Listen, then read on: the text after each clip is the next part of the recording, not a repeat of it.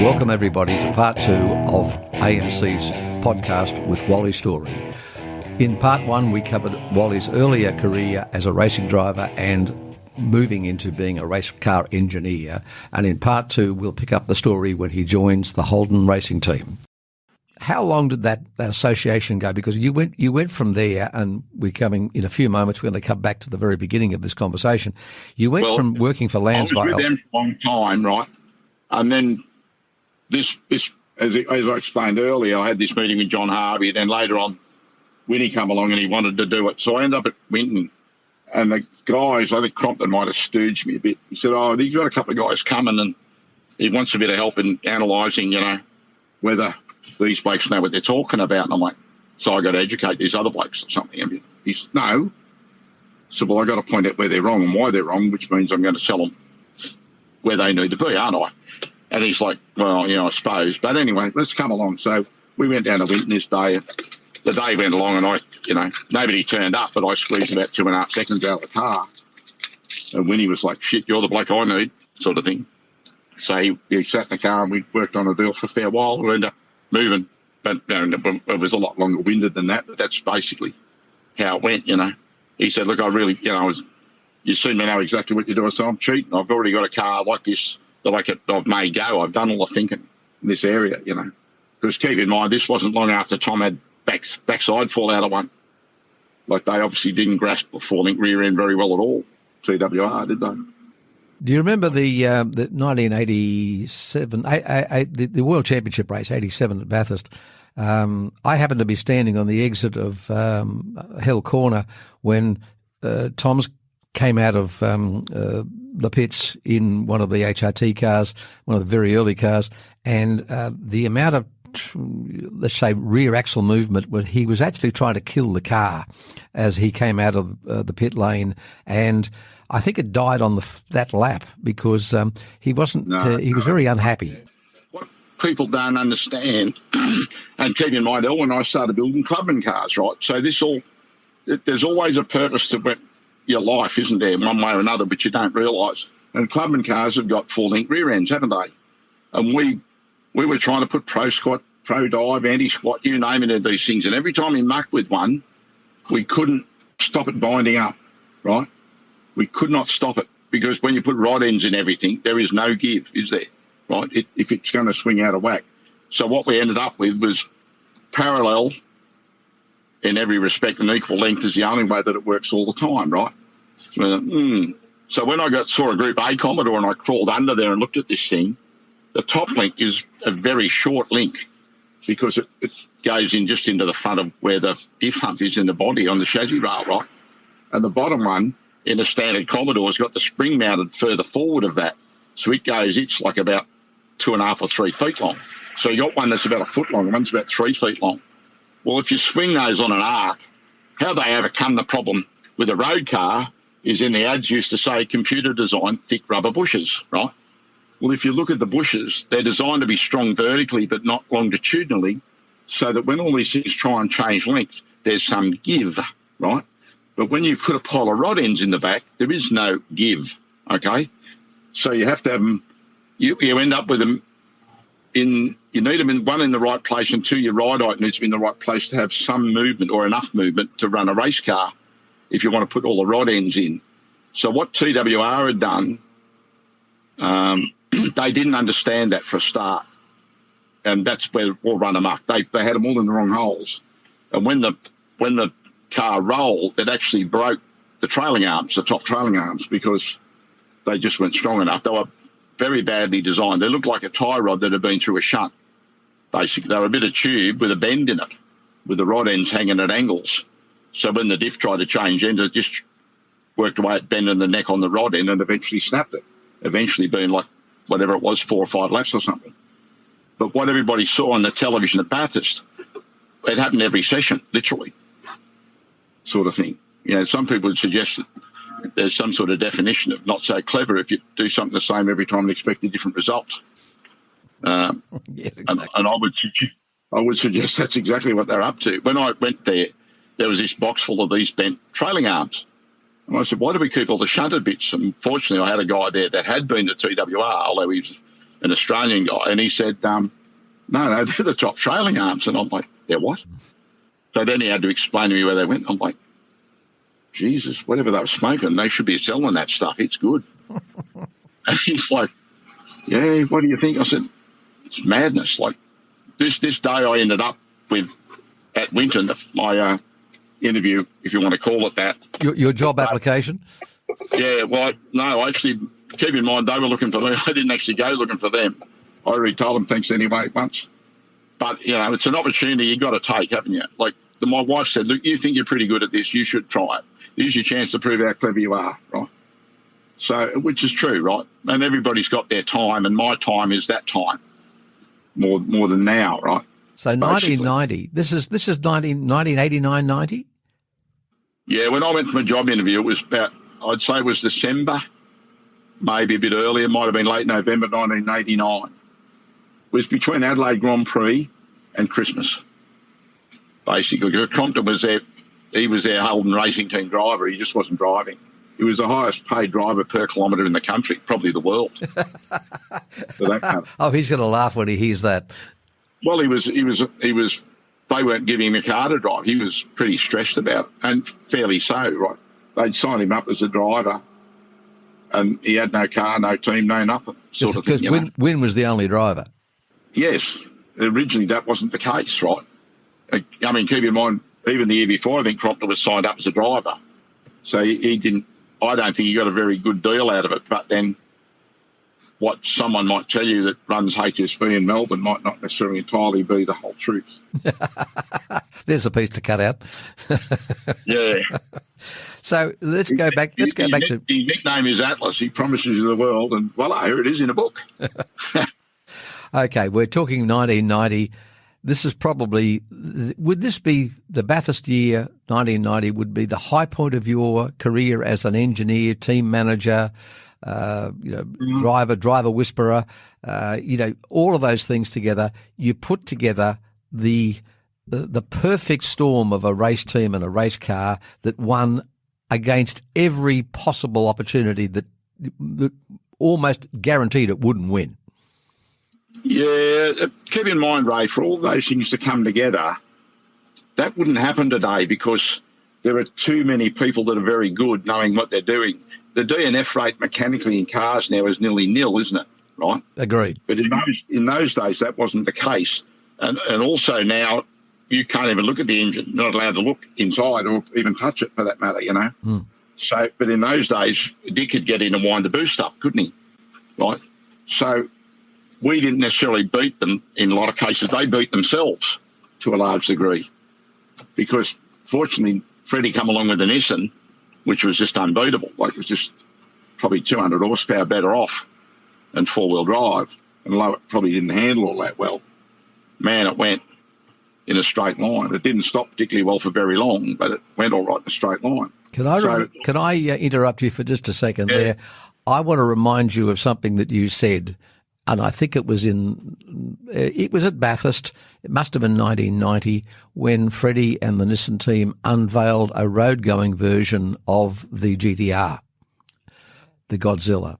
It was a maroon car. We were in a function in a hotel in Bathurst, and you had to listen to all of the things that were being described about the new car. And I can remember afterwards you said something to the tune of, well, we can't do too much about the twin turbo, and I don't think Freddie will ever bother with the four-wheel steering because that's just not what you do in a race car. But you said, I think it should be a two-wheel drive car. I'm sure it should be because it's just unfair to be four-wheel drive against all of the other two-wheel drive cars. And you just sort of stopped for a second and then you said, I think we should nominate front right and rear left. Yeah, that's right. Yeah, I reckon that's about right. I mean, that's what production car racing is, isn't it? Even now with the 6 hour or wherever, there's a car that's the go and everyone else is, making up the numbers to a degree. And then it's a reliability race. Fortunately, in those days, they hadn't had that Nissan very long. Actually, if you believe an interview Freddie did with somebody or other recently, they actually ran the T car, not the race car on the race day. That is true. I've heard that story from Freddie himself. Yeah, so that's actually wrong, isn't it? That's illegal. Well, You think about it. it's only illegal if you get caught.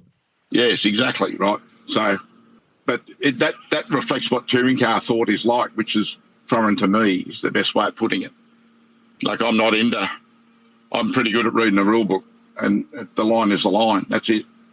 Well, that's clearly not the line, is it? It's the only cheat if you get caught thing is actually still cheating, isn't it? Absolutely. So I had this trouble with a few people that had worked at TWR when I first went to HRT. They wanted to do this. No, stop. I'll tell you how motor racing works. There's never enough money, never enough time, and never enough people to line all your ducks up properly. What we are going to do as a group is we're going to all get together and we're going to line up our ducks, the most important ducks first, and work down the list and make sure that we've got the most important ducks covered. In other words, we're going to make a car that doesn't break. You can drive it flat out all day. Very few people can do that, right? So if we make a car that can drive flat out all day, and I should point out, I didn't invent the idea. Larry was onto it, right? It wasn't exactly, unique to me. Larry was well onto it first. So I said, we need something we can drive flat out all day and not break, right? And those blokes can't do that, I don't believe. And that proved to be the case, didn't it? They couldn't drive it flat out. So, and that's what we did. We actually, every time we went to a race meet, we come home, pull it all apart, crack test everything, have a look at everything, look at the wear, measure everything, right? Put it back together, go to the next one. Because there wasn't very many, but the race meetings were few and far between in those days. So you had plenty of time to do that. You would struggle to do that now comparatively, because quite often the races are 2 weeks apart, aren't they? Or in the case of the latest circus, you had to finish not racing on Sunday at the Grand Prix and put them in a container by Tuesday, sort of thing. Well, you'd never be able to pull that apart and analyse everything and go again. But the beauty of it now is that all the bits are all the same, and they've been all the same for a long time.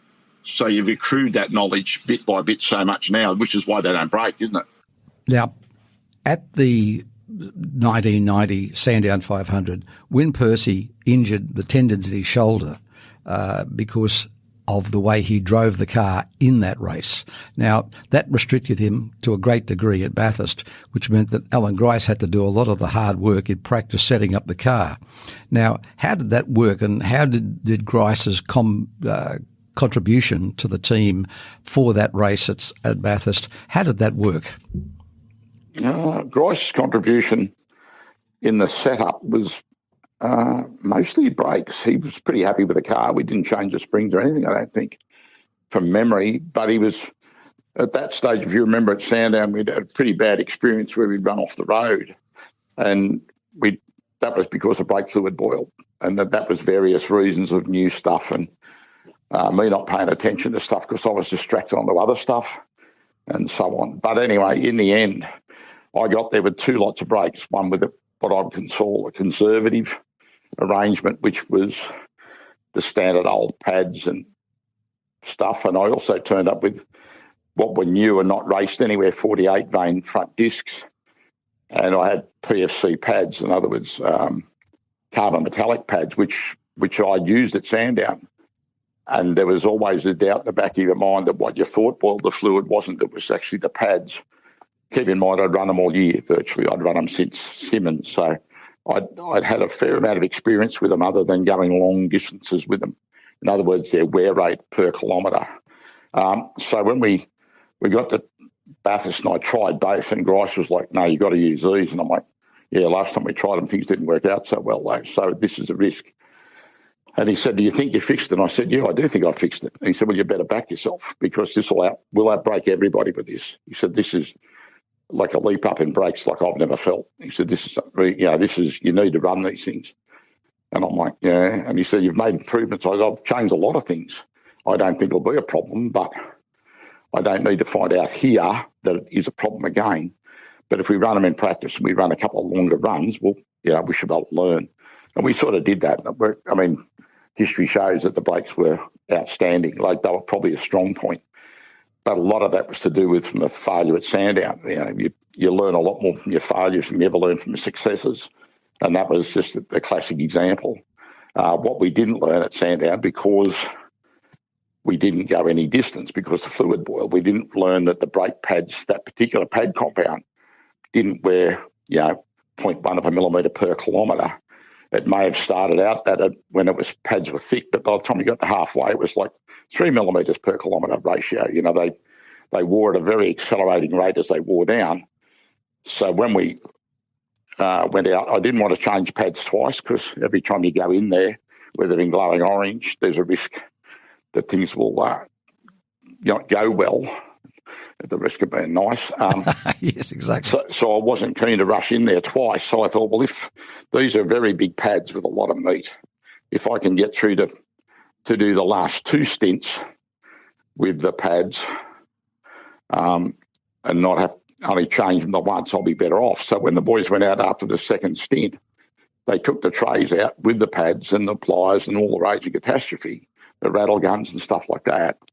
And I said to them, like, just look, and if there's half the pads still there, then we'll leave them and we'll do them at the next stop. That way we'll definitely have very good breaks at the end, because there was always an Achilles heel. Everybody changed them at stop 2, which was the conservative way of doing it, because you've got to push them back less, so it takes less time. But if you look at Bathurst, what brought Larry undone that year was Larry changed pads twice, I think, because he changed them with the last lot still to go, and he was going to get caught with a safety car anyway, I think, but that made sure that he did. If he dropped in, got fuel and went, he possibly would have got away with it. But anyway, the bottom line was that when we got to the third stop, the pads were on the back plates. Like the pistons were actually pushing into the back plate. The back plates had been that hot. And the other amazing thing was that Winnie couldn't gauge the difference. He said, I couldn't tell. The brakes worked fine. That was the back plates on the disc, not the pad material. Anyway, we history shows that we went through the world's worst pad change and banging things with multi-grips and trying to get them off the pistons without pulling the pistons out of the calipers. Finally got to go, but then when we did get going, at least we did have very good brakes. And what happens is a safety car saves your backside quite often. In this case, it did. So, when people say to me, what do I need to win Bathurst? My first answer is always 2 fast brakes and a fast car, because that was what I had that day, and that's what saved my backside. We actually had enough pace to press on. And when it came to the finish, we had enough pace to hold off a thing with a fair bit of boost. So we did have a good enough car. We just, other than the pad, the pad change debacle, we actually would have looked pretty clever all day there, because we kept punching up to the front of the list, because we had a car. What I worked on was a car you could drive flat out all day, that everything, ran cool, nothing ran hot. Everybody would have seen Grice originally with a VL, with all the gauges trying to do a second lap, all the different gearbox, and ours didn't do that. They just sat in the middle. There was a bit of an aero disadvantage in that, because they had the coolers hanging out a bit more breeze, but there was never a problem with any of that stuff. After the race, we pulled all the oil, sent it back to Castrol for a check, and then the story was, you could use them again. The engine oil had a little bit of contamination, but you could have used it again, but all the other stuff was no problem. Tell me, Wal, in that context, I mean, the technology of that era, obviously the world has moved on since then, but thinking about that particular weekend, you had Wyn Percy from England, you had Alan Grice, Australian, and you just said that a moment ago that they were 2 very fast drivers. Could you tell the difference between them? Were they that equal in the car? Oh yeah, very much so. If you'd had data, you would have found that the what do they call it? The collective lap would have been faster than either of those 2 blokes, I think, because Grice was quite quick some places. He was actually tutoring Winnie on how to come out of the dipper, and a couple of places Winnie was giving him tutoring, because Winnie was a little bit quicker in some places, but they were exceptionally fast. Yeah, there was nothing in it. I mean, if there was half a second in it, you'd have to finish with a fast guy, but there wasn't. There was nothing in it. Grice at Bathurst was very good. What he did was, because I'd come from Formula Ford, when qualifying happened with, the Sierras are rushing around doing 12s and we're rushing around doing 17s, like in a Formula Ford race or a Formula V race, you might as well go home if you're looking for 5 seconds, like you're nowhere. And Grice was like, no, woo-hoo, can't. This is a very good car. Like, we can punch a really good result with this car. As long as we stay out there on the other side of the arm cover, not in here, we'll be right. This will be a good car. They can't do that all day. He was really sure they couldn't. And because I'd come from a world of Formula Ford only recently, where, a tenth of a second was a big chunk. 5 seconds was devastating. He had the perspective of experience of being there several times. So he was like not panicking. He was like, this is a good car. Like, we can really punch a result with this thing. Like, stop worrying. As long as we can use these brakes, we're in. And it turned out to be very good comfort. You had, because keep in mind, I never won it. So you've got no data. Once you've won it, you can go home, pull everything apart. You can see exactly how everything worked. But if all you've ever done is go up there and rush around in 25th, you've really got no idea what you've got, whether it works or whether it doesn't. You've only, as Grice put it, back yourself. You reckon you've got it right, then back yourself.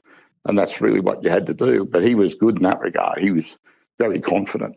You know, his experience from racing that race many times was very useful.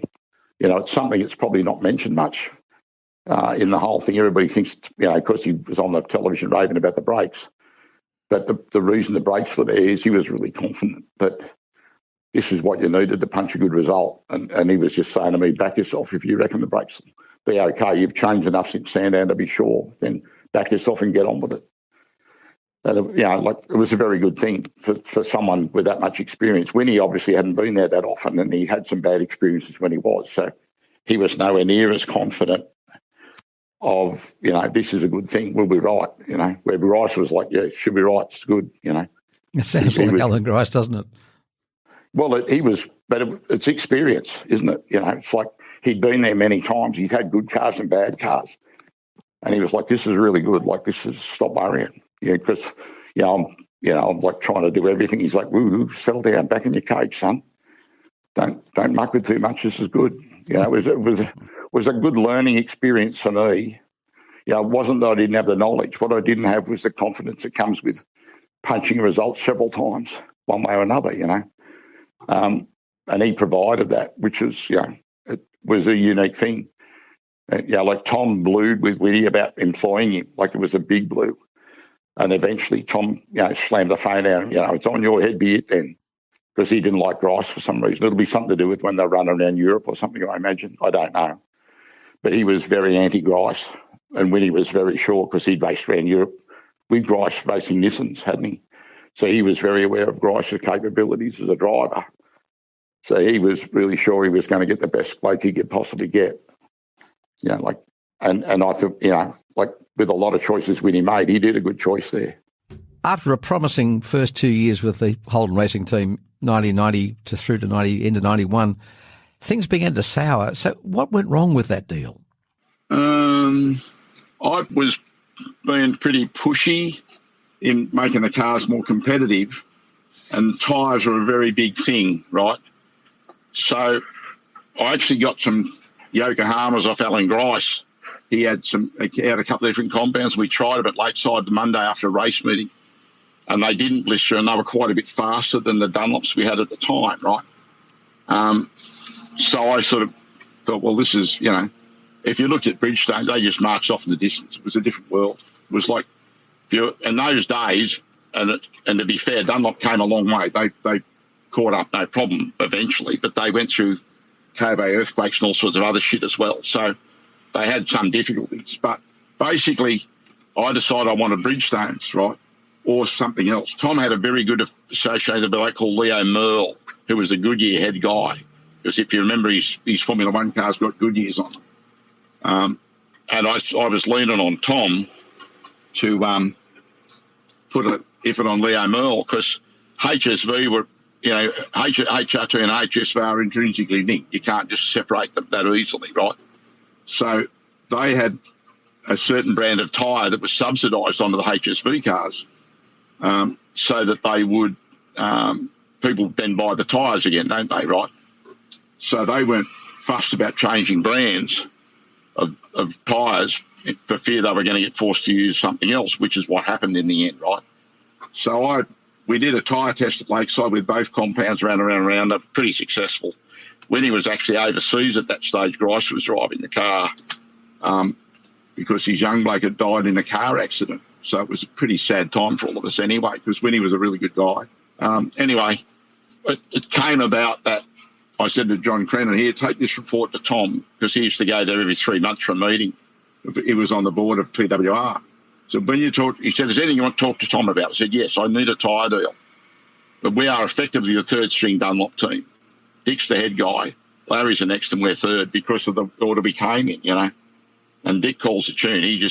He was such a strong personality on the TV and that when you would do the tyre test, Dick was sort of in charge, so to speak. It was a bit hard going. And it was very hard for the Dunlop blokes, I suppose, as well. But, you know, Dick's got the whip hand. He's got the whip hand. You can't blame him for that. That's half the game, isn't it? So anyway, I said to Crennan, just give this to Tom, tell him I want to change brands of tyres, and he wasn't that keen. So after him coming back twice and saying, look, you know, no, I forgot. Funnily enough, my patience is not strong in that area.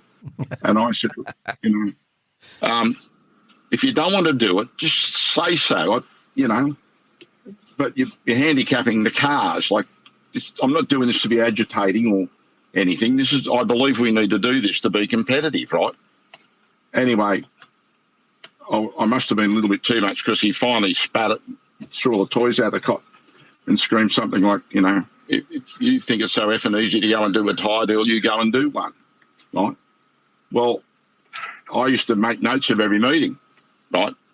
So I'd go home and get my girl to type them up and I'd send him a signed copy and he'd sign his copy and send it back. So you'd end up with, you know, no argument about who said what when. It's the bottom line of that, right? And you can work out why that might be. Everybody can draw their conclusions. Anyway, so when I got this bit of paper back that said, you think it's so easy to go and do a tyre deal, you go and do one, that barely hit my desk and I was on the phone to John Lindell at Hull and I said, I need a meeting with Bill Hamill. I need some help. And so I went and saw Bill Hamill, took me a bit of paper with the signature on it. And Bill Hamill was no fool. He was the head guy of a pretty big motor company. And, you know, he was an engineering guy. He actually wasn't a marketing guy, that guy, when he got to the top of Holden. And he and I and his wife got on very well. They were really good people. They were very good to us and very helpful in any way he could be. Anyway, he said to me, so tell me, Wally, he didn't exactly say, why don't you go and do a tyre deal, did he? I said, no, Bill, he didn't actually say that. In fact, he threw his toys out of the cot and said, if you think it's so effing easy to go and do a tyre deal, you go and do one. It's kind of a challenge, isn't it?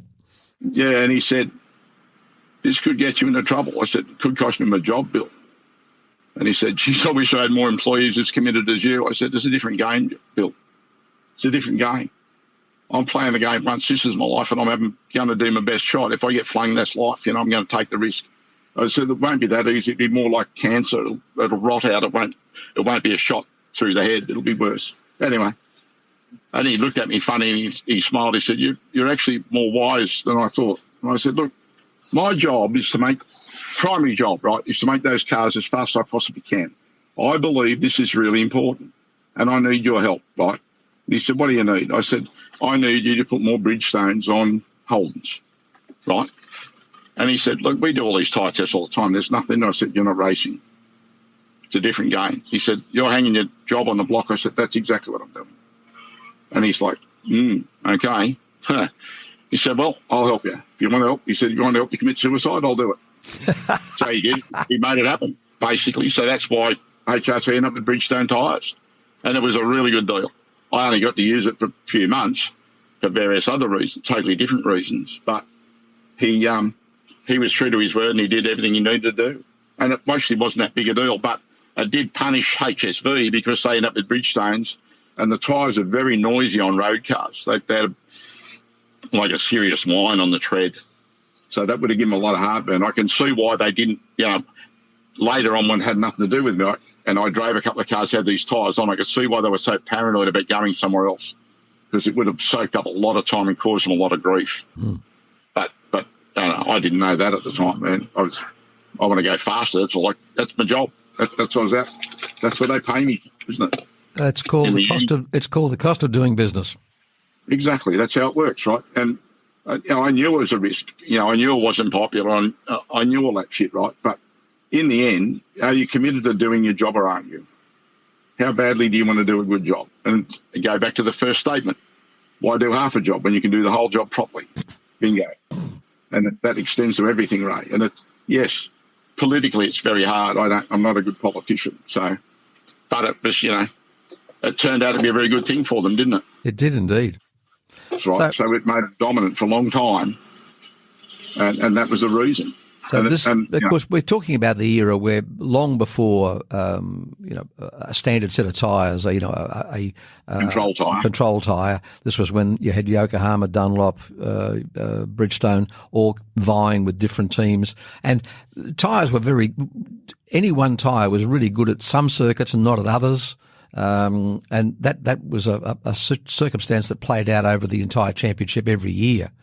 But I'll tell you an interesting story if you want to hear it about wets. Please do. Because one Sandown 500, right, we all ended up, we being the three Dunlop factory cars, and this was the Gardner days, we all ended up about within 200 yards of one another, 2 laps down, right? Bit of a severe walloping, most would say. Anyway, but they drove through the damp bits with their wets, right? Well, we couldn't do that. They blistered. So that's why they get up 2 laps in front. We have to come in and put other tyres on, right? So Jeff Moorhead, who was a Dunlop guy I used to deal with, he was a really good bloke, very good guy.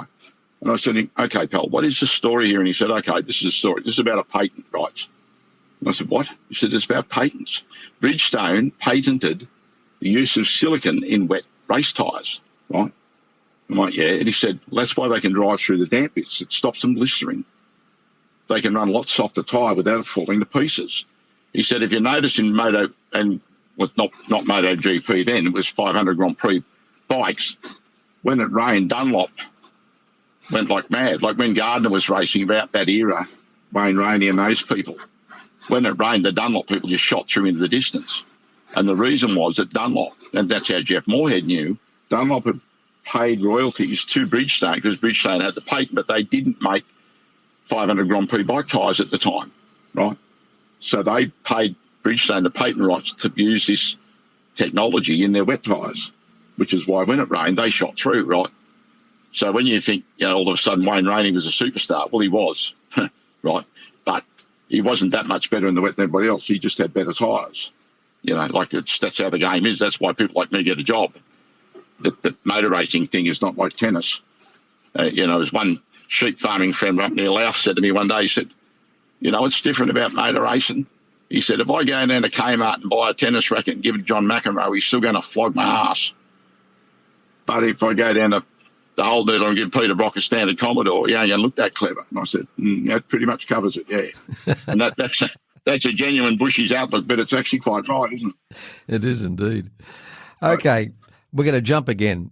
Now, yep. let's just say that you parted company with HRT, and we'll just stop there.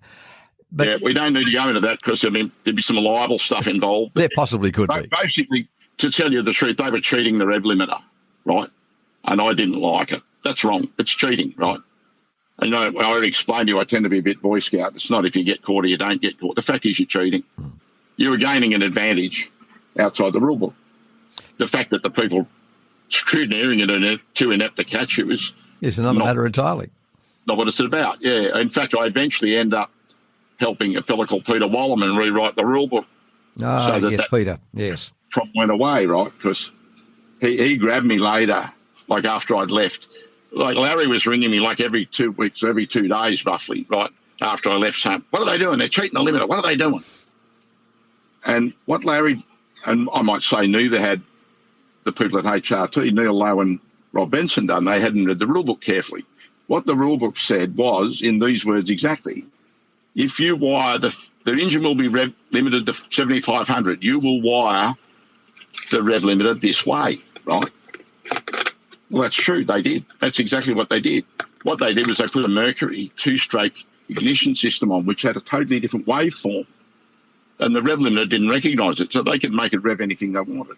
And furthermore, they can make the tacho still show 7.5, so which is dangerous. The driver doesn't know, right? And they knew I was a bit Boy Scout, so they didn't want to tell me, but I was in charge of the diff ratios going in the cars, right? And Neil was trying to feed me this shit about, we found this little window in a cam's rev limiter. And I'm like, yeah, we need to drop the diff ratio 2 lots. I'm like, talking 700 revs here, mate. This isn't a bit in the cam's rev limiter. You're cheating the limiter. And he's shuffling his feet. Oh, well, Larry's doing it. And I'm like, prove it. Well, no. I said, you're justifying what you're doing by saying someone else is doing it. And to say, there's an old adage about two wrongs and a right, isn't there? Surely that you might have heard that one. Anyway, I mean, we had a blue about an oil tank and a few other things. There was a lot of things added up, but mostly this was the thing that really cracked me. The straw with the camel thing was the rev limiter, basically. It was wrong. They were treating. And Peter Wallerman grabbed me in Perth and he said, they're treating the limiter. I said, are they? And he said, you know they are. And I said, perhaps I do. Keep in mind he's a QC, so he's pretty used to framing his questions. And I'm like, what makes you so sure? He said, suppose for a minute I'm really sure. I just don't know how. I said, perhaps you should ask them if you're really sure. He said, well, they're not likely to tell me, are they? I said, I think the odds are not big, no. Anyway, he said, I believe you know. And I said, you're in a rude rules like anyone else, aren't you? You must do some of that shit.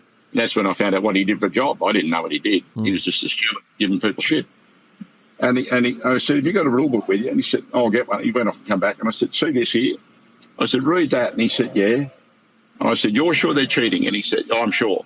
What I didn't know was Larry had actually got a professor to record the sound. Oh, good heavens. So they counted 8 pulses and it was happening faster than it should have done, right? So Larry knew. He just didn't know how. And Larry he was ringing me all the time and I'm saying, Larry, they're treating, what are they up to? I said, I didn't say they were. You're telling the story. You must know what they're doing. I said, even if I did, it would be unethical to say. But they're treating. I said, no, that's your word. I'm not agreeing with you or disagreeing with it. Man, it was just one of those things. It just went on, man. It was a headbutt and a half. Geez, it was hard work. And I admire Larry. I reckon he's one of the most successful motor racers we've seen. But the bottom line is, it's a very small school we live in. If I start leaving Plum Place and blabbing their dirty washing, it's not a good look, is it? No, that's not guaranteed to get you the next job. No, in fact, it's probably guaranteed to make sure you don't. And it's either way, it's still unethical, Ray. It's still their IT, isn't it? Absolutely. Whether you believe it's right or it's wrong, that's an opinion. That's like backsides. Everybody's got them, right? But the fact is that it's not my job to catch them. I just basically stood my ground on a principle, which was, hurt me a lot, disrupted my family, did a lot of things, right? But the bottom line is, you either stand with them and you're one of them or you don't. It's Absolutely. really that, right? Birds of a feather, I think, is the term. That'll do. So, and I decided not to stand with them. That was the bottom line. Anyway, this discussion, back to Peter Wallerman discussion, he came back with a rule book and I said, read that to me. And he said, the engine will be limited to 7,500. You will use this CAMS approved rev limiter and you will wire it this way. Here's the drawing. I said, exactly. I said, okay, answer me one question. If it's wired to the drawing and it doesn't limit the revs, is it still cheating? He said, but it will. I said, yes. You're telling me it doesn't. I said, I'm not telling you anything. I'm trying to help you, but it's unethical for me to. I said, I know exactly how to do this, right? I can tell you the part numbers, right? But that wouldn't be very ethical, Peter. I said, why don't you put in there, under no circumstances can the engine rev over 7,500, whether it's wide to the drawing, not wide to the drawing, or whatever ignition system you've got. Why don't you do that? And he's like, but that's what it says. I said, no, it's not what it says. No. You assume that the rev limiter works, right? Which is where I got to with Larry, right? I tried to tell Larry, because again, like I said, you're saying, I admire Larry. I reckon he's a very good motor racer and a very clever guy, right? And he was ringing me. He said, they're fucking cheating. I said, okay, Larry, I'll give you a hint. If it's wide to the drawing and it doesn't work, are they still cheating? But it will work. Okay. And he said, what are you saying? I said, you're going around in circles, aren't you? It's wired to the drawing, Larry. So he should have been able to put together that it wasn't working with the information he had, because I didn't know he had that other bit, right? And I said to him, look, they're convinced you're cheating, which is half the reason. It's not. They're just by nature those kind of people, I think. But, people are either that type or they're not, Ray, really. They can't help themselves. They just think they're clever. Anyway, whatever mental thing they got is what it is, isn't it? Exactly. So anyway, he was really fed up with me. Like, we get on very well now. He and I got a lot of respect for one another, but man, we used to have some blues. And it was purely because like I said, I can tell you the part numbers, but that's not ethically correct, is it? It's their IT. is what it's called these days, right? That's right. Standing on principle can sometimes get you into more hot water than you really wanted to be in. Absolutely. Well, unless you're dead from the neck up, you need to understand where you're going when you leap off the log, don't you? Absolutely. If you can put it that way. I knew what was going to happen, but it's like Linny, she was like, what's going on? I said, they're cheating. And she said, you're going to leave because of that? I said, yeah, I am. In fact, I've done it. This is why I've got the shit out of my desk here now. I'm not there anymore. And she's like, what are we going to do? I said, well, you said to me once, we'll survive no matter what. I reckon we'll survive. Don't worry. If I'm any good, I'll still get a job, won't I? Put a full stop at the end of that sentence. Yeah. Suddenly, the name of Wayne Gardner pops up in your life. Now, well, keep in mind, they were looking for franchise. They bought Bob Forbes. Yes. Right. So he wanted a whole team because he ran into problems with the man who used to run Holton Special Vehicles as well, right? Because Wayne's a bit of his own person. He's like any world champion type. He's got a very strong self-belief. Some of that's good, some of it not so. It's like anybody. Like I'm sure that I've got very strong principles, like you just pointed out. Standing by a principle are good, but perhaps not the smartest thing you can do. It's like Crompton would point out, telling your bank manager's a dickhead might be right, but perhaps not the cleverest thing you could do. Understood. I've been there before. And that's about where it is, isn't it, I suppose? Like I stood by something and it probably cost my family and me a lot of money and a lot of shit. Especially since I'd lined up the Bridgestone thing, I could look very clever for a long time, couldn't I? Yes. But I think my falling on my sword, or, as Thomas put it, not many people tell him to get fucked, but you did. I was going to remind you of a funny thing that happened at Eastern Creek back in around about 1990 when Thomas was the lead driver. And that Saturday afternoon, he'd had a pretty unsuccessful day. I think he'd thrown the car into the wall a couple of times. I think he was on around about the 8th row of the grid. And on the Saturday afternoon in the Meet the Punters thing that Barry Oliver used to run, he told us that the car was, let's say, less than cooperative. And I can remember Wally Whitesell sitting at the back of the room and sort of saying to himself, Thomas, this is not what we say in public. Do you remember that afternoon? No, I don't. I remember the day, yes. But, I mean, like, he was right. Like, the car wasn't good enough. And we were totally on the wrong tram. So he was right. I mean, I have no problem when the car's a shitbox. Doesn't bother me. Like, it's my job, and if I'm doing a bad job, I know it. Like, I don't have to be told. I know because, the beauty of the game we play is you get a scorecard every time you go out. Exactly. That's where you are. The clock doesn't lie. No, that's exactly it. I still carry stopwatches with me from time to time. And people say, why do you carry them thing around? I said, the most truthful thing I own. Oh, no. So what do you mean? I said, they don't care. They tell you this is it, warts and all. Absolutely. No matter what you might want, this is what you got, pal. So, okay, HRT days are over. You've moved on. As you said a moment ago, you ended up with Wayne Gardner and a whole bunch of refugees from the HRT. You had Neil Crompton. You had, of course, Wayne Gardner himself. A handful of Peter Harker. I only had 3 guys. I had Peter Harker, myself, and Crompton, I think. Now, tell us about the day that you went to when Wayne bought out the team from Bob Forbes.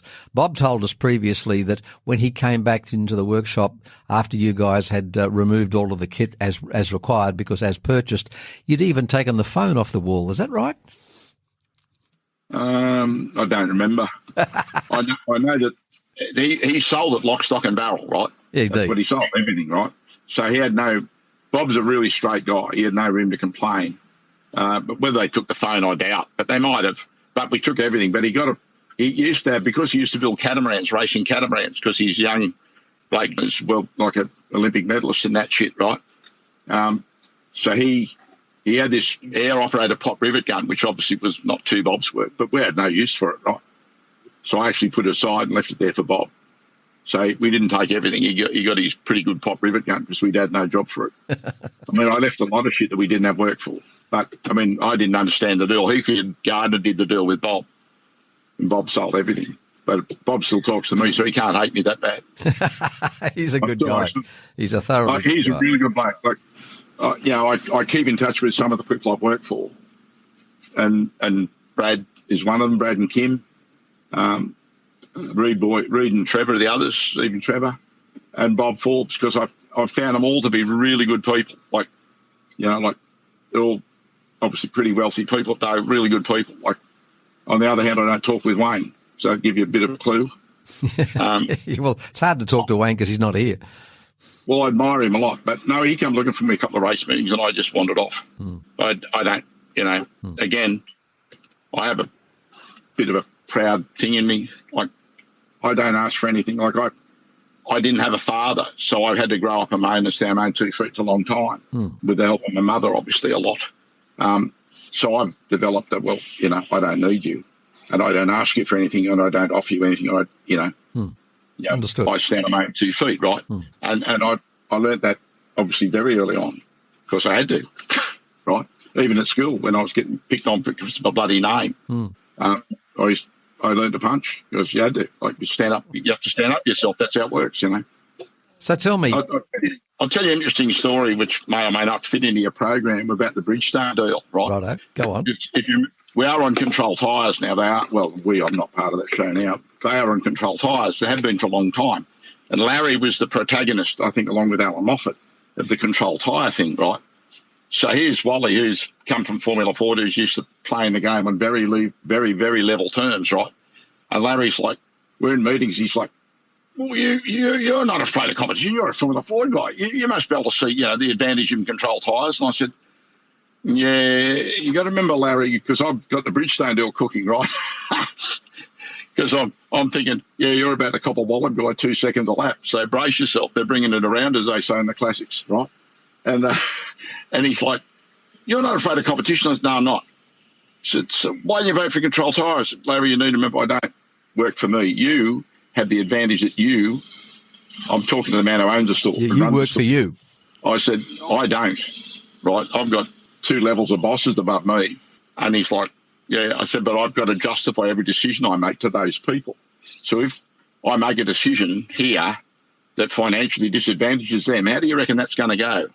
I mean, I can guess because, John Grennan doesn't understand anything but money, right? And fair enough, he's run the business. That's what it is, isn't it, right? Like, I might be passionate about motor racing, but in the end, he's got to find the wages and make the profit margin for a shitload of people. So his thought process and decision-making process is very different to mine, right?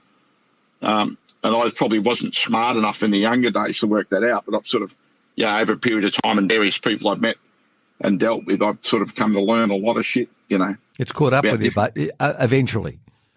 Yeah, well, I was a slow learner, I say, in that area, but at least I've learnt. But now I've got to associate with a lot of quite heavy-hitting people and, they explain things to you. And just by the way the conversation goes, you understand how they think. And after you give it a bit of thought, you can see why they would think that way, And one of these people is a head man of Fuchs for everything below the equator and a few places above it, right? And he's a very pragmatic sort of guy. When you hear him talk, it's like, yeah, okay. You can see why you are where you are because he's got that kind of brain that sorts of shit in the clay, as I call it, very quickly. Like, this is how it works. Okay, this is it. Bang, decision. It's really simple. It's like, cool. And Reed's like that. Reed's very good, and so is Trevor. Mm-hmm. And they're all good sort, and I'm sure Bob is too, Bob will be the same. Like, those kind of people are not lucky to be where they are. Luck's got nothing to do with it. No, absolutely not. In the bit they've chosen, they're very clever people, just like my area, I suppose, I didn't get to hang into the main game for 30-odd years because I'm a dope. That game doesn't tolerate dilts any more than anywhere else, Absolutely. It's kind of like the fighter pilot and the bullfighter thing, You're either very, very good or you're not. Exactly. You don't last long if you're not. Exactly. It's that simple. So go back to the Wayne Gardner thing just for a minute, just to sort of almost before we sign off. That was a very competitive team, but there was something missing in it. It just didn't click in the way that it should have. Was that personality or was it mechanical? What was it? I think it's a lot of things. Mostly, again, I think they had the wrong tyre deal. They had a Dunlop deal. And Dunlops were not the thing to have at the time, and unless the road was damp or there were conditions where Dunlops were better, but generally speaking they weren't. Because I just pointed out a time there where at Sandown in that period, where we're all, Larry, Dick and us were all within a couple hundred yards of one another and 2 laps down. And that was what you're up against. Like Romano put it about as succinctly as I've ever heard anyone put it. He said, you haven't got the right tyres, mate. It's like running a cross-country race and you're in rubber thongs. And I reckon that's about right. Pretty close to the truth. Well, if you remember, Bat went from Dunlops to Bridgestones. He knew exactly what I was talking about because he said to me, they offered me Bridgestones. What do you think? I said, grab it with both hands, mate. And he looked at me and said, you sure? I said, yeah, I'm sure, right? I've tried, babe, I'm telling you, Right now they're not with it, okay. They actually had tyres that were very good about the time the Kobe earthquake dumped the race tyre factory in a hole. And then they had to move in with the industrial tyre factory. And they had all sorts of internal grief. You can imagine Japs, you reckon politics in Australian business is hard. Like in Japan, if you get it wrong, you have to cut your guts open, don't you? They don't tolerate anything, So true. Rather than have to do that, they just don't make a decision, do they? They just... procrastination is the name of the game. It's a terrible thing, So from learning from Jeff Moorhead, he said, they went from Kobe to Nagoya to this big industrial factory, and all of a sudden the purchasing department saying, why do you need this particular stuff? We can get stuff half that price. And they're saying, yeah, we can too, but you need this stuff, this quality, because otherwise the tyres don't work properly, And they're thinking, well, we're using our tyres and they work great, which I'm sure on a forklift is great. Everybody, really good, a big fucking Elvis movie, yeah. So, that's what you're up against. You need to cut this bit out, but I actually was in a meeting with John Crennan one day, right? He'd been out to Calder to watch the Thunderdome with his young bloke and one of his mates. And he said, I'll come and show you the race. 70 bowls in on this Sunday afternoon. We're all working like rabbits, like we all work, because there wasn't ever enough of us, to do a good job. And I used to have a meeting with him every Wednesday. And the Wednesday he said, what were you doing there? So BB and me, not real bright, I said, well, we actually have such a shit family life, John. We prefer not to go home. We stay at the workshop. and he looked at me and he's like, you're taking the piss, aren't you? I said, yes, I am. I said, John, let me explain how motor racing works. There's never, ever, no matter what you got, never enough time, never enough money, and never enough people. That's how it works, right? You go and talk to Tom with his little go-karts, he'll tell you the same thing, right? And he's like, oh, yeah, but they're racing cars. I'm like, what do you think we got down there? He said, I drive a Holden every day of the week and I never lift the bonnet, but you blokes seem to work on them all the time. And I might just roll my eyes. I'm like, Jesus, how do you answer that, And he looked and said, you treat me like an idiot. And I'm like, yeah. That may be possible. He said, what's that mean? I said, John, if it's so simple, why don't you go to Tom and say, why have you got 90 people working on each car? They don't. I said, if you go through the whole thing from one into the other, they do. They've got 180 people employed. I know because I talked to them. Yeah, but they're racing cars. I'm like, and what are these? Yeah, but they're Commodores. Yeah, the panels are, yeah. He said, you mean they're not Commodores? No, they're not Commodores, right?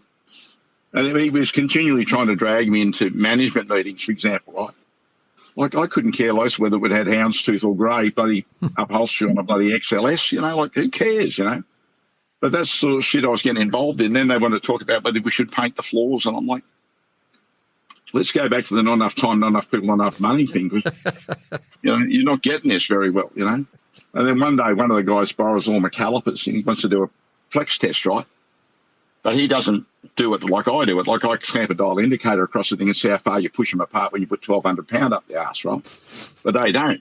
They actually put nothing, half a pound in it or 2 pound or something. Then they put another 20 pound and see how much more volume of fluid it takes, right? Well, if you've got a caliper that's got one bloody O-ring, it doesn't take much. If you've got one that's got 6, it takes a lot more, right? By their method, right? So in one of these meetings, this guy who used to run engineering HSV says to me, listen, mate, your calipers, they flex a lot. I keep in mind at that stage, I'm the only bloke in Australia with 6-pot calipers. The only other people in the world using them are Williams Grand Prix, right? Literally. Okay. And he's like, those calipers you got, they're weak as shit. They stretch a lot. Which ones are we talking? He said, those ones with 6 pistons in them. So I said, how do you actually test this? Well, you think I don't know how to test caliper flex?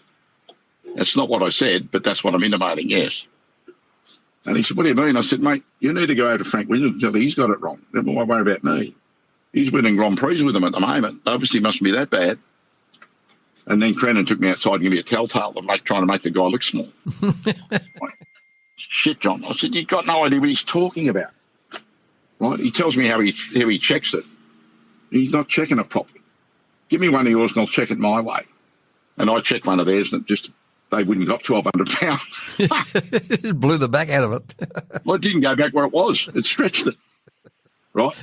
It didn't break, but it stretched it apart and didn't go back. Right? It only went about halfway back. And I said to them, these calipers yours, they've got a bigger problem than Flex, mate. They actually don't stay the whole shape.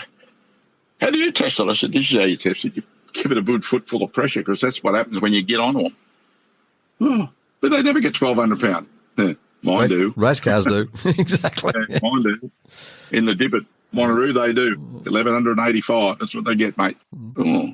How do you know? I said, because we've got this thing around it. It's got a good memory. It measures all that shit. Oh. Anyway, I digress. Oh, no, you didn't, did you? You must have. Yeah, rabbiting on. That's what it is. All right. Rabbit on. A bit of that might find itself on the cutting room floor. But anyway, not to worry. Yeah. Okay, so we've moved on from Wayne Gardner Racing. There was a period where you went from Tasman Motorsport and then on to Brad Jones Racing. Yes, that's correct. Yep. Which was the better operation? Because obviously they were similar but different. When you took Jason Richards to Brad's, it showed what they needed, didn't it? You got a very top-class driver and the car was at the front. And they took Bridie and the same thing happened. What you need to understand with Brad is he's got to feed 50 people. So whereas I might sit in a meeting with him and point out who he should get, I don't have to find the money, which is something I learned from watching Brad. Like, Brad is very good at that shit, basically, right? So I'll give you an example. We did an evaluation day, and I actually ran Brock Feeney around in my car. He was leaning on the wall with his mum. And I said to Brad, who's this kid? And he said, he's mate of Kimmy's young bloke. He said, if you can give him a run, give him a run. And he was really good. Like, he got the second shot at the tyres and everything, but he was good. So we had our debrief on the Monday after, and everybody said, well, okay, who would be picking? I said, that Feeney kid, without a doubt. And they're like, yeah, mate, yeah, no doubt. And Brad's like, he's got no money. Okay. Brad's worked out that there's a certain amount of body language in me, and he said, what does that mean? So what that means, Brad, is the name on the door is Brad Jones Racing, not Wally Storey Racing. Brad has to find the money, not Wally. I understand that money doesn't grow on trees. And if you need to find someone with money, then that's what you got to do. I get it. Like, I look from a whole different viewpoint. I look from a viewpoint of speed. You look from a viewpoint of, I've got to feed 50 blokes. Economics. And their families. So you're running a very big business here. And, like, far be it for me to tell you how to do it, right? So, that's what okay means. I mean, I'm disappointed, yes. Because I come, like I said, I come from a different point of view. I said, you're not dopey. You've tried Bridie. You've tried Jason Richards. You know what we need. But you're also, again, you've got to feed 50 people in their families. So you make that decision. I'm sure it's a very heavy load to carry. You might appear to be a laughing, smiling guy, but I'm sure you're not, So no point in arguing with you. Like the fishing guide yesterday lives locally, and he said, how many blokes work at Brad's? And I told him 50 odd. He was gobsmacked because he's a one-man band, right? And he's like, gee, there's a lot of people there. Considering they don't feature up the front very often. Should you run the business? Imagine 50 of you. I said, you got to feed 50 of you all the time. It's not as simple, like, as you think. Imagine that wage bill. Imagine the power bill. Imagine, the lease payments on bits of equipment and stuff, like trucks and so forth. I said, you got 2 or 3 semi-trailers, mate. Like, imagine the fuel bill. And he was like, Jesus, mate, different world, isn't it? An awful lot of component parts that all add together to cost a lot of money. Yeah. I said, the other thing you need to understand is V8 Supercars, as it's called this week, right, is much more competitive than everybody understands. There's no blokes in that field that can't drive. They are very, very, very good, right? Brad's place is full of very, very good people. But it takes a 15th to separate you from the front to the back. And that 15th usually comes and gets out of the car and walks off from behind the steering wheel. And that costs a lot of money. That component I'm saying is a lot of money, and it's very temperamental. So, and they don't come along every 5 minutes. There's not 5 a year to choose from. There's one every 5 years. It's a different thing to get an exceptional one. In the time that you were with Tasman, one of the strange things that might have taken place behind the scenes was the fact that you guys tested Jamie Whincup for a drive. Now, what went wrong there? Obviously, he didn't get the drive at the time. Really, it's just, again, back to the same thing. If you got a team, you need money. And Fabian career was being funded by a man called Graham Mathias, who's, again, really good bloke. And politically, they felt they really should run Fabian, I think. Like when we tried him on the day, Jamie was, as he is, outstanding. He was within 15ths for JR's time, and he was like over a second faster on used tyres, and he qualified in Gary's car at the race meeting. It was like, wow, this guy's got the business. And I said to Reed, sign him up now, sign him up. He's like, well, I only got my lunch wrapper. Good, get a signature. Then he knows I'm a hard marker when it comes to drivers because I used to be one, right? And he said, I've never heard you this carried away with a guy. I said, no, it's not true, but I don't get carried away very often. He said, you reckon this bloke's that good? I said, absolutely. Too right, sign him up now. So they didn't, right? So then we had this discussion effectively 12 months later, I suppose, when they were going to 2 cars.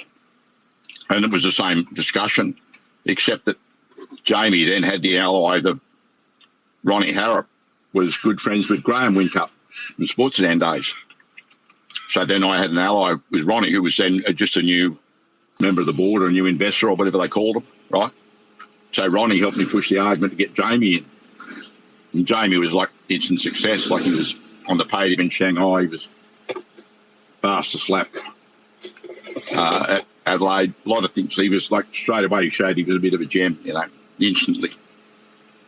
There's no doubt he had the business, you know. And history shows that he's got it, hasn't he? Certainly does.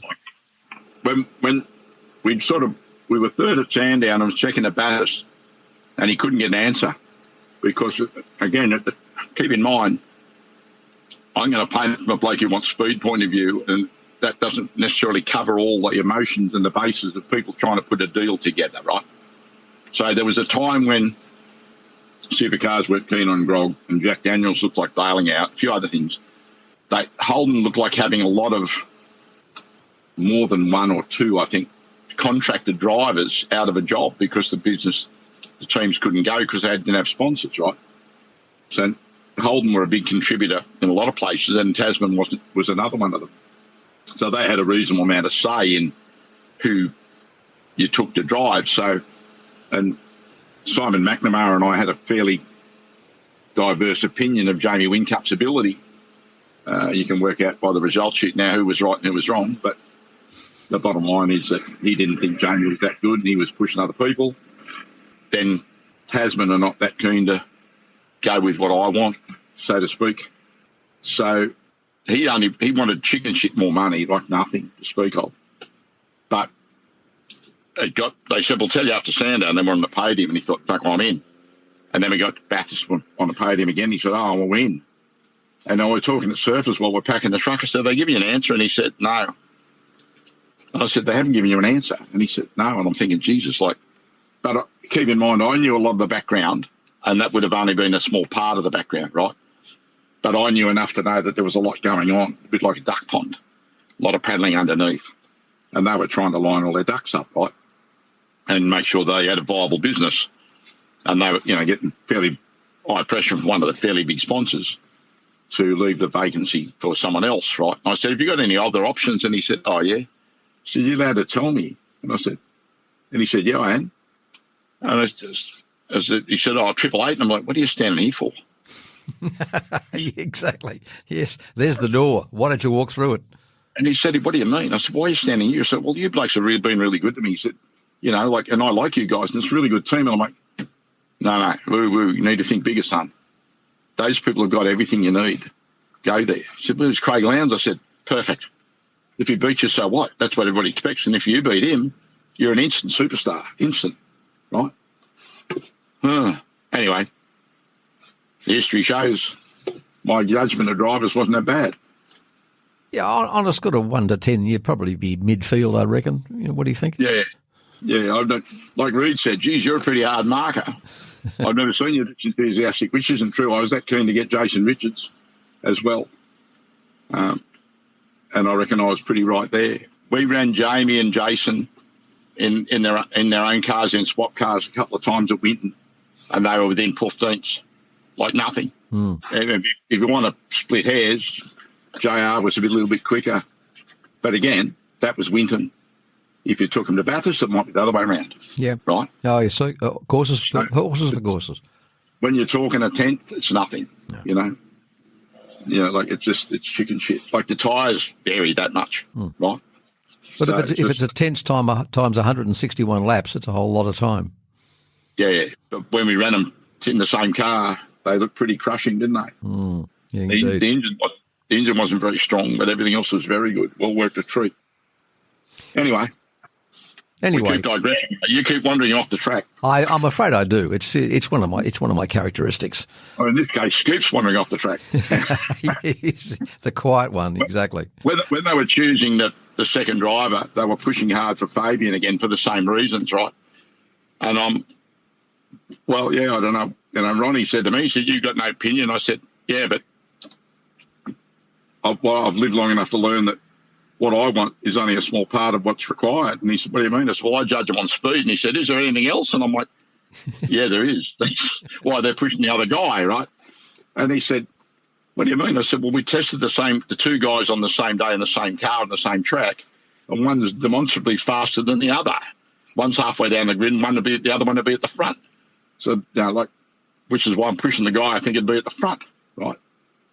And he's like, looked at the Tasman guys, and he said, "Is that right?" And no. I said, "I got sheets, data. What do you want?" I'm not guessing right. I've got numbers. And he's like, yeah. Anyway, it obviously got over the line, but not for very long, because all this other shit turned up, and they got to keep a business going. Again, keep in mind, they've got to keep their business going. Exactly. This motor racing is a sport/business. Full stop. Yeah. Today, it's a digital age in motor racing. Everything is done by computer, including all the setup information. Race engineers today rely heavily, if not almost exclusively, on computer data. Now, you come from the analog era. You come from the old school. How do you see the learning experience today for young engineers? Is it easier or is it harder? Is it less intuitive today than it was when you were starting your career? The young blokes starting have got the difficulty. One, they have to go through university, don't they? Nobody would take an electrician anymore, electrical fitter, would they? No. Right? Which is what I explained to my son, which is why he persevered so hard at uni and then didn't do it anyway. Fortunately, he had the good sense not to. But it's like I said, I was the right bloke for my time at the time, I reckon.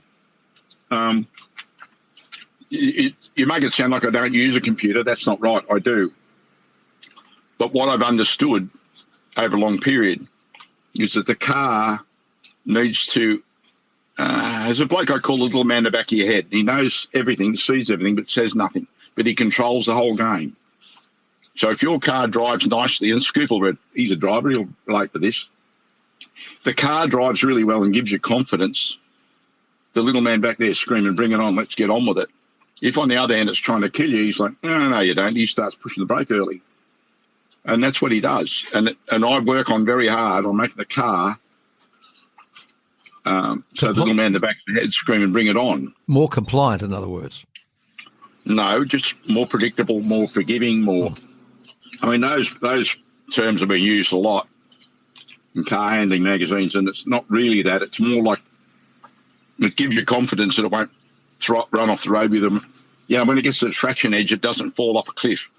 It just slowly goes over the edge of the road, if you know what I mean. Yeah. That's like over the edge of the crest. It's not, and those sort of things. And a lot of that comes from the setup of the car.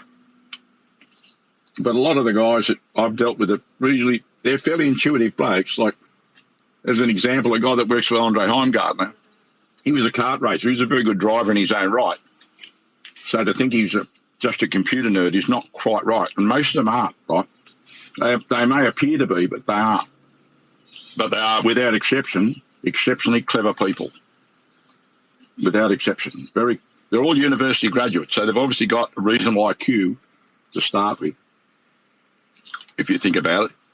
And they've all got a strong interest in doing it. I mean, some of them come from all sorts of weird backgrounds, but they don't really end up running a car, one of the select 25 cars, do they? No.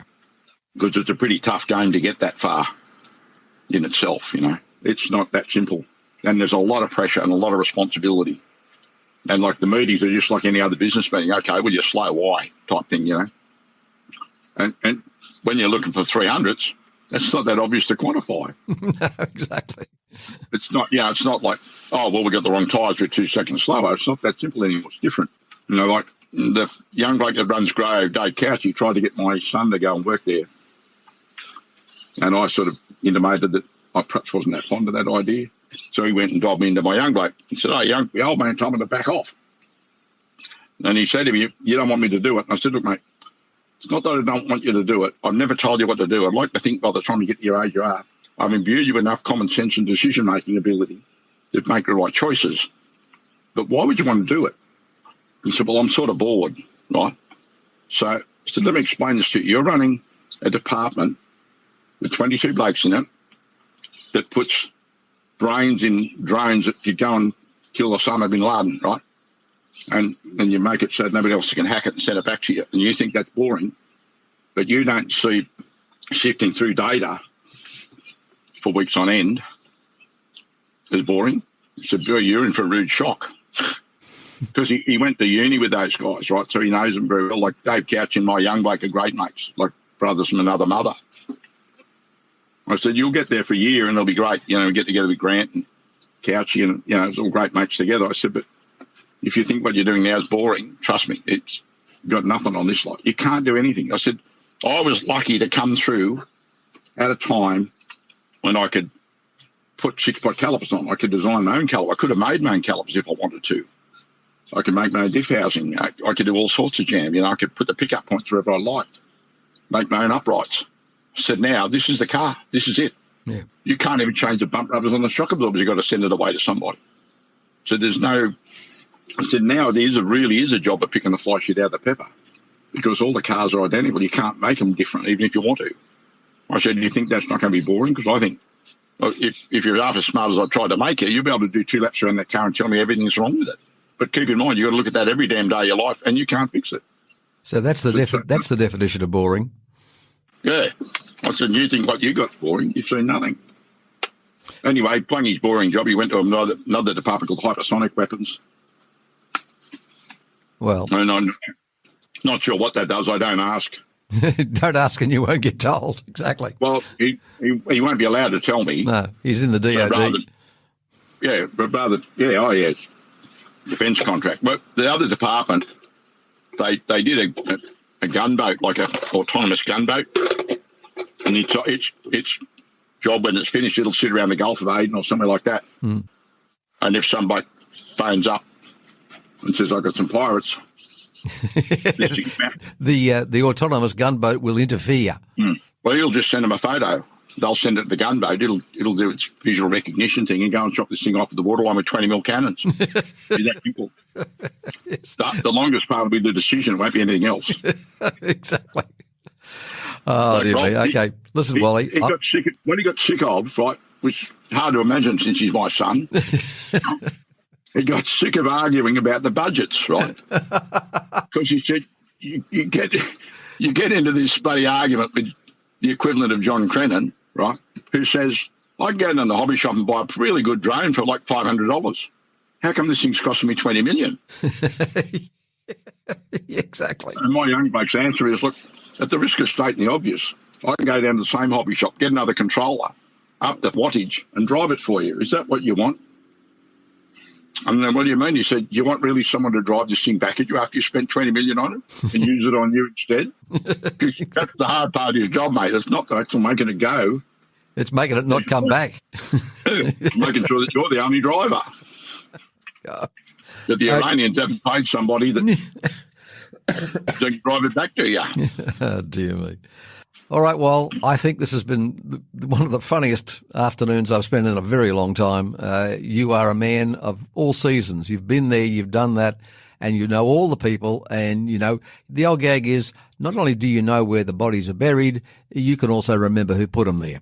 I think we've enjoyed ourselves thoroughly, and I'd like to thank you very much indeed for joining us. Well, okay, Ray, yes, it's been a pleasure talking to you. I hope that your listeners or your readers actually enjoy it with any luck. I'm sure they will, and I'd really like to thank you very much for joining us this afternoon. This is Ray Berghouse signing off again. Well, friends, that's the conclusion of another episode of the Australian Muscle Car Magazine podcast series. We hope you enjoyed the tales contained herein and look forward to seeing you again soon. In the meantime, be sure to check out musclecarmag.com.au for news stories, news and galleries from the Muscle Car Vault. We add them weekly, as well as brand new digital issues as soon as they become available on the newsstand. Thanks for listening, and as always, safe driving and happy reading from the team at Australian Muscle Car Magazine.